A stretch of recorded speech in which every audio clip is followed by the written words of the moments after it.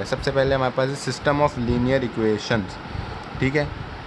इसमें क्या होगा हमारे पास कि हमें इक्वेशंस दी हुई होंगी, इसको हम मैट्रिक्स में पुट करेंगे और हम बनाएंगे एचलॉन या फिर रिड्यूस एचलॉन।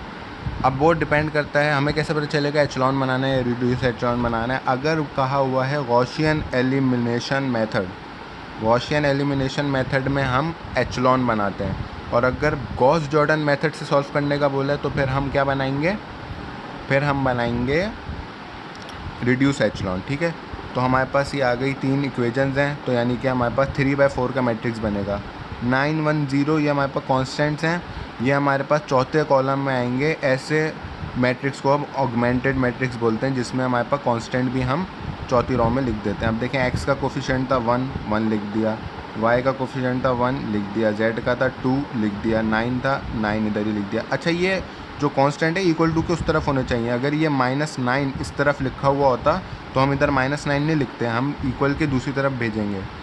ये जो कॉलम है ना, ये इक्वल टू के दूसरे तरफ वाले ही साइन के साथ आता है, यानी कि इक्वल टू के दूसरी तरफ इसका प्लस साइन है ना, तो ये प्लस के साथ ही आता है। अगर ये लिखा हुआ होता x + y + 2z -9 = 0, बात तो वही है।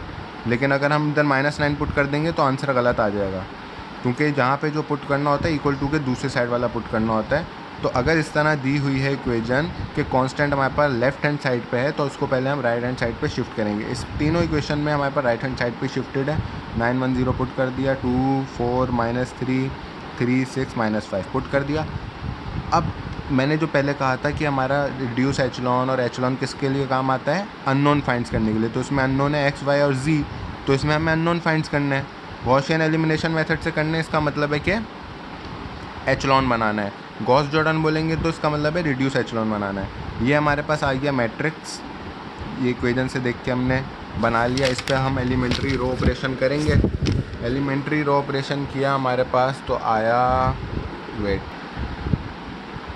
ये हमारे पास एचलॉन बन गया। देखें, लीडिंग 1 है 0, इसके नीचे ये लीडिंग 1 है, उसके नीचे 0, और ये आखिरी रो का लीडिंग 1, ठीक है। अब आप देख लें, इस 1 के ऊपर 1 है, इस लीडिंग 1 के ऊपर -4 है, ये रिड्यूस एचलॉन नहीं है, ये एचलॉन है।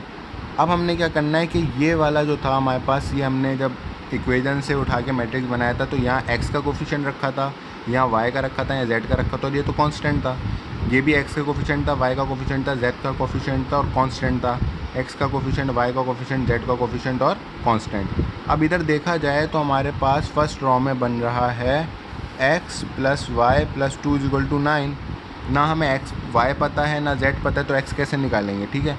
दूसरी क्या है, x का कोफिशिएंट 0, तो x हटा देंगे, y -4z = -10, ठीक है। अब इसमें भी हमें z नहीं पता तो y कैसे निकालेंगे, तो इसलिए हम पहले थर्ड रॉ को देख लेते हैं कि हमारे पास x का कोफिशिएंट भी 0 है, y का कोफिशिएंट भी 0 है। तो ये सिंपली यहाँ से z की वैल्यू हमें नज़र आ रही है कि z = 3 है। इक्वेशन जो बनेगी वो बनेगी 0 × x + 0 × y + 1 × z = 3, यानी कि z = 3। तो z = 3 हम पुट कर देंगे यहाँ पे इस वाली इक्वेशन में, यानी -4 के साथ। तो हमारे पास y आ गया 2, ठीक है। ये देखो, y -4z = -10 इक्वेशन थी, इसमें हमने z की वैल्यू 3 पुट की, हमारे पास y आ गया। अब y भी आ गया, z भी आ गया, इधर y पुट किया, इधर z पुट किया, हमारे पास x भी आ गया। हमने अननोन फाइनली फाइंड कर लिए बाय गॉसियन एलिमिनेशन मेथड। अगला जो हमें करवाया वो गॉस जॉर्डन मेथड से कराया। वही 3 इक्वेशन दी हुई है, इसको मैट्रिक्स में पुट किया, लेकिन इसमें एचलॉन नहीं बनाएंगे, हम रिड्यूस एचलॉन बनाएंगे। वही एलिमेंट्री रो ऑपरेशन किया, R2 + R1, इसकी प्रैक्टिस करनी है कि लॉजिक देखनी है कि कैसे बनाना है। हमें 1 बनाना है, उसके आगे फिर लीडिंग 1 के नीचे 0 आना चाहिए। रिड्यूस एचलॉन में तो लीडिंग 1 के ऊपर भी 0 चाहिए होता है। तो करते करते हम लोग पहुँच गए यहाँ पे। तो आप देखेंगे यहाँ पे लीडिंग 1 के नीचे भी 0 है और लीडिंग 1 के ऊपर भी 0 है। तो अभी रिड्यूस एचलॉन बन गया, तो इसमें हमें वैल्यूज़ पुट करना, ये करना, वो करना नहीं करना पड़ेगा, डायरेक्ट हमें वैल्यूज़ नज़र आ जाएंगी। इसमें क्या था कि हमें पहले z की वैल्यू डायरेक्टली आ रही थी, फिर y में पुट की, y आया, फिर y और z को पुट किया तो x आया। इसमें हमें सिंपली नज़र आ रहा है कि x का कोफिशिएंट 1 है, y का 0 है, z का 0, तो इक्वेशन क्या बनेगी, x = 3, यानी कि डायरेक्ट वैल्यू आ रही है। इधर क्या आ रहा है, y = 1 बन रहा है, इसका मतलब डायरेक्ट वैल्यू आ रही है। इधर क्या बन रहा है, इधर क्या बन रही है इक्वेशन, z = 2, तो डायरेक्ट वैल्यू आ रही है, तो डायरेक्ट इसमें वैल्यू आ गई। रिड्यूस एचलॉन में ये फ़ायदा है कि हमें फिर इक्वेजन को पुट करना, मतलब एक इक्वेजन से वैल्यू निकालें, उसको दूसरे में पुट करें, फिर दूसरे का आंसर आएगा, फिर उन दोनों को पुट करें तीसरे के लिए, फिर तीसरे का आंसर आएगा, तो वो थोड़ा लंबा हो जाता है। लेकिन इसमें ये फ़ायदा है कि एचलॉन बनाना होता है, एचलॉन जल्दी बन जाता है। रिड्यूस एचलॉन थोड़ा और सोच के बनाना पड़ता है, क्योंकि लीडिंग 1 के ऊपर भी 0 लाना पड़ता है।